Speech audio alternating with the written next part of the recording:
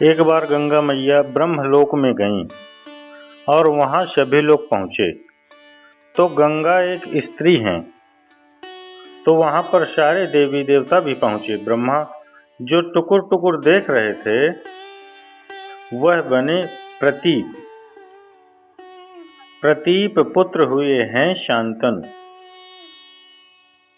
एक दिन प्रतीप तपस्या कर रहे थे जंगल में गंगा के किनारे, और जब तपस्या कर रहे थे तो गंगा मैया आईं और प्रतीप जी के दाहिनी जंघा में आकर के बैठ गईं। और गंगा मैया ने कहा कि आप हमसे विवाह कर लो। तो प्रतीप जी ने कहा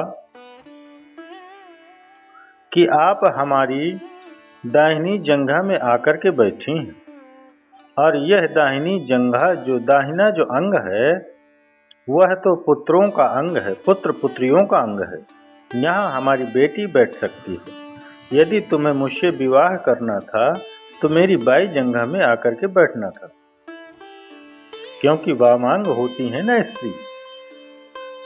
तो मेरी बाई जंघा में आकर बैठती तो मैं तुमसे विवाह कर लेता। अब तुम मेरी दाहिनी जंघा में आकर के बैठी हो, इसलिए तुमसे मैं विवाह नहीं करूँगा, पर मेरा बेटा है वह तुमसे विवाह करेगा। देखिए जरा कितनी बड़ी मर्यादा है ना, छोटी सी बात कि एक गंगा मैया कितनी सुंदर रही होंगी, वह आकर बैठी ऑफर कर रही हैं हमसे विवाह करिए।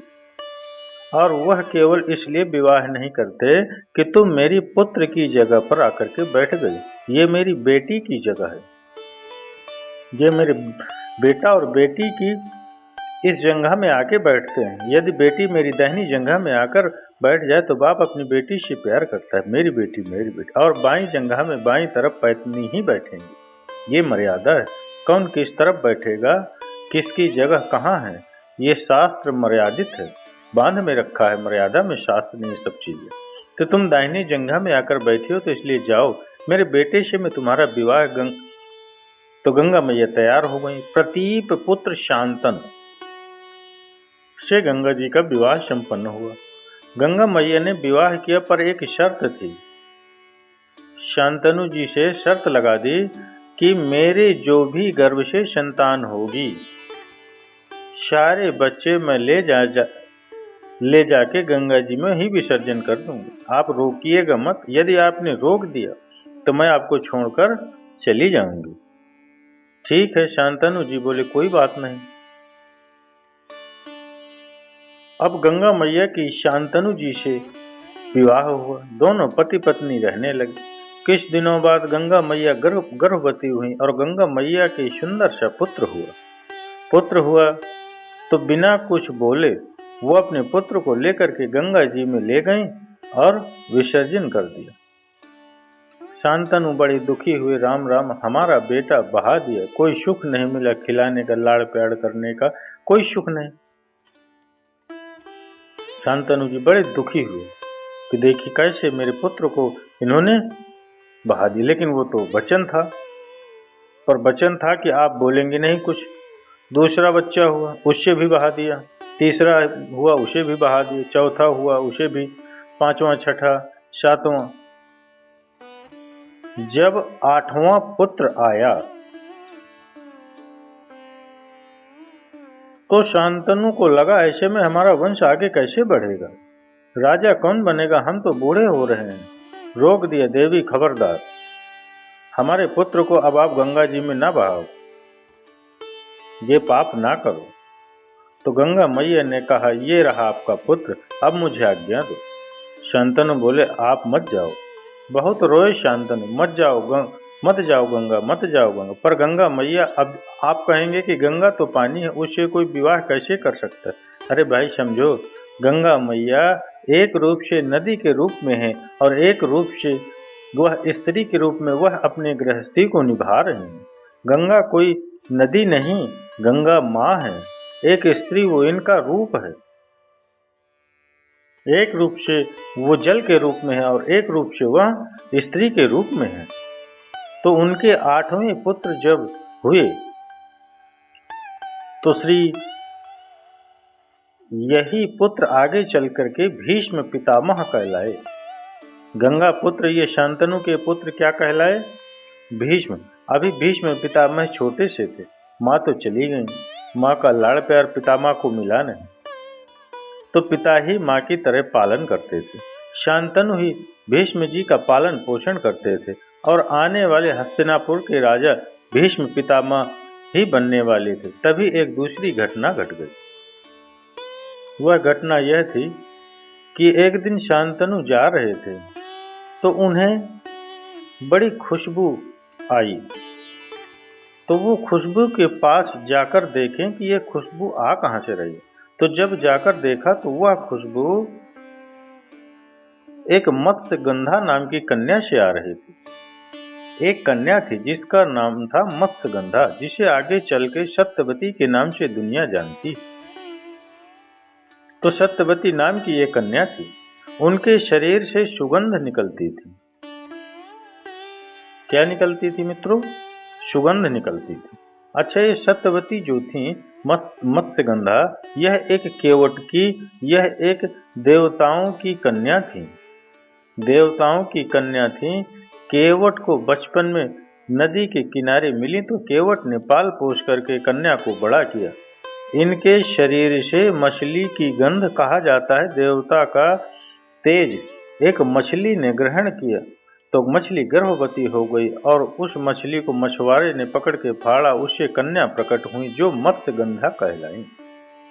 उनके शरीर से मछली की दुर्गंध निकलती थी, मछली की गंध निकलती थी। एक दिन वहां से महर्षि पराशर जी जा रहे थे तो उन्होंने मत्स्यगंधा को देखा और कहा कि यह मुहूर्त बहुत अच्छा है। यदि इस समय कोई स्त्री गर्भवती होगी तो उस समय उसके गर्भ से सारी दुनिया का कल्याण करने वाला पुत्र होगा। तो वह मत्स्यगंधा नाव चलाया करती थी, तो वो नदी से पार लोगों को लगाती। तो आज महर्षि पराशर नाव में बैठे और महर्षि पराशर जो थे उन्होंने कहा कि देवी, आज यदि तुम गर्भवती हो गई तो तुम्हारे गर्भ से समाज का कल्याण करने वाला पुत्र होगा। उन्होंने कहा, महाराज कैसे हो सकता है, दिन है और चारों तरफ लोग देख रहे हैं ना। उन्होंने कहा, मैं अभी दिन को ठीक करता हूँ। तो संत ने अपने तप बल से उन्होंने कोहरा प्रकट किया, कोहरा छा गया, कोई अब किसी को देख नहीं सकता था और उसी नाव में वह मत्स्यगंधा गर्भवती हो गई। और जैसे गर्भवती हुई तो 9 महीने बाद नहीं, 9 घंटे बाद नहीं, तुरंत हाथों हाथ बच्चा प्रकट हुआ जो वेद व्यास जी कहलाए। भगवान नारायण ही व्यास रूप में प्रकट हो गए। वेद व्यास जी, ये वेद व्यास जी का प्राकट्य हो गया। भगवान 24 अवतारों में भगवान का एक अवतार वेद व्यास जी का बताया जाता है। तो वेद व्यास जी प्रकट हो गए। अब महर्षि पराशर ने कहा कि जाओ, मैं तुम्हें आशीर्वाद देता हूँ कि तुम फिर से कुंवारी हो जाओ। मत्स्यगंधा फिर से कुंवारी हो गई और कहा कि तुम्हारे शरीर से अब दुर्गंध नहीं आएगी, अब तुम्हारे शरीर से 100 योजन तक खुशबू ही खुशबू फैलेगी। तुम यहाँ खड़ी हो तो 100 योजन तक खुशबू रहेगी। अब आप लोग कहें कि साधु ने क्या गलत करती ना। देखिए, ये साधु संत हैं, ये त्रिकालज्ञ हैं। जो आदमी कोहरा प्रकट कर सकता है तुरंत, जो आदमी उनके शरीर से दुर्गंध मिटाकर सौगंध भर सकता है, वो कोई सामान्य नहीं हो सकता। अब यहाँ आप ये ना सोचिएगा कि कैसे साधु थे, बताइए उन्होंने मत्स्यगंधा के संग क्या किया। और आप ये भी ना सोचिए, क्योंकि अब बताइए आज के युग में क्या कोई स्त्री फिर से बच्चा देने के बाद कुंवारी हो सकती है? पर संत ने किया। जैसे कुंती, जैसे द्रौपदी, जैसे तारा, जैसे मंदोदरी और 5वीं अहिल्या, ये 5 कन्याएं, ये जब चाहें अपने आप को कुंवारी कर लेती हैं, कुंवारी हो जाती हैं। 5 कन्याएं हैं ये। तो यहाँ पर मत्स्यगंधा को यह कह दिया गया कि अब तुम कुंवारी हो जाओगी सदा के लिए। अब तुम्हारा विवाह जिससे होगा फिर उसकी अर्धांगिनी बनोगी। तो यहाँ आप ये बिल्कुल ये न सोचें कि साधु ने, ऋषि ने क्या किया। ये ऋषि मुनि ये जो करते हैं वह वेद व्यास जी सामान्य कोई पुरुष तो थे नहीं। अब बताइए, किसी को तुरंत बच्चा पैदा हो सकता है कि आज ही गर्भ आया और आज ही बच्चा पैदा हो जाए? ये केवल एक निमित्त बनाया, क्योंकि संसार में भगवान को आना है ना, तो निमित्त तो बनाना पड़ेगा, किसी को माँ कहना पड़ेगा। तो निमित्त बनाया उन्होंने मत्स्यगंधा को, और व्यास जी प्रकट हो गए। क्योंकि प्रभु को कहीं जन्म नहीं हुआ है। जब भी भगवान के अवतार होते हैं तो उनका जन्म नहीं होता, प्रकट होते हैं। आपने चौपाई भी सुनी होगी, भय प्रकट कृपाला दीन दया। वो प्रकट होते हैं, सिर्फ निमित्त बनाते हैं और वो प्रकट होते हैं।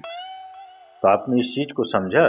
तो मत्स्यगंधा और व्यास जी का प्राकट्य हुआ। इन्हीं मत्स्यगंधा जब गंगा मैया चली गई तो शांतनु ने मत्स्यगंधा से विवाह किया, जिनका नाम पड़ा सत्यवती। ठीक है मित्रों, क्या नाम पड़ा उनका? सत्यवती। लेकिन जो सत्यवती को पालने वाले जो केवट थे वो उनके पिता कहलाए। पालक तो पिता ही होता है। तो उन्होंने कहा, किससे? स्वयं भीष्म पितामह जी से कहा कि सुनो सुनो देवव्रत, तुम्हारी यह जो माँ है, अब देवव्रत है, देवव्रत की नई माँ मत्स्यगंधा, जो भीष्म पितामह का नाम देवव्रत है।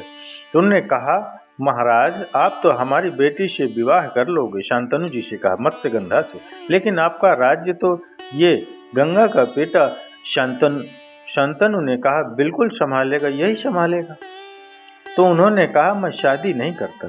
यदि आप मत्स्यगंधा सत्यवती के द्वारा उत्पन्न हुए पुत्र को यदि हस्तिनापुर का सिंहासन देंगे तब मैं अपनी बेटी का विवाह आपसे करूंगा, वरना नहीं करूंगा। तो शांतनु ने मना कर दिया, नहीं जी, अब हम आपसे की बेटी से विवाह नहीं करेंगे। तब देवव्रत ने कहा, पिताजी मुझे धन की कोई चाहत नहीं है, मुझे राज्य की कोई चाहत नहीं है, आपका विवाह करने का मन है कीजिए।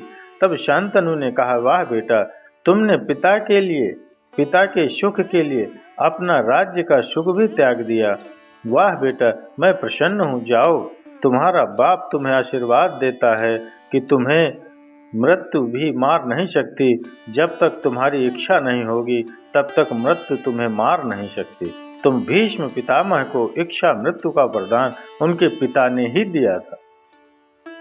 कोई आपसे प्रश्न कर दे कि भीष्म पितामह को इच्छा मृत्यु का वरदान किसने दिया था? भीष्म पितामह को इच्छा मृत्यु का वरदान उनके पिताजी ने ही दी, शांतनु जी ने ही दिया था। अब पितामह ने कह दिया, मैं राजा नहीं बनूंगा, शादी कर लीजिए। शादी हुई और सत्यवती गर्भ से 2 बच्चे हुए, चित्रांगद और विचित्र वीर्य। 2 बच्चे, 2 संतानें हुई। समझिएगा मतलब, चित्रांगद और विचित्र वीर 2 संतानें प्रकट हुई, 2 संतानें पैदा हुई। ध्यान से मित्रों समझिएगा। शांतनु के एक बेटा हो गए भीष्म पितामह, जो गंगा जी से प्रकट भय, और सत्यवती से 2 पुत्र हुए शांतनु के, दोनों का नाम चित्रांगद और विचित्र वीर। तो चित्रांगद का तो निधन हो गया। चित्रांगद एक बार युद्ध करते करते मारा गया, तो चित्रांगद की हिस्ट्री खत्म। अब बची विचित्र वीर की। विचित्र वीर के 2 विवाह, अंबिका और अंबालिका। विचित्र वीर के 2 विवाह हुए। अब संयोग देखिए कि विचित्र वीर की पत्नियां तो हैं 2, पर संतान किसी को नहीं, संतान हुई नहीं, और विचित्र वीर भी चल बसे भगवान के घर। अब जो विचित्र वीर की मां थी, अच्छा शांतनु भी गुजर गए। शांतनु भी चले गए। शांतनु भी गए, विचित्रवीर भी गया। अब केवल परिवार में महिलाएं बची। सत्यवती बची है, अंबिका और अंबालिका की सास।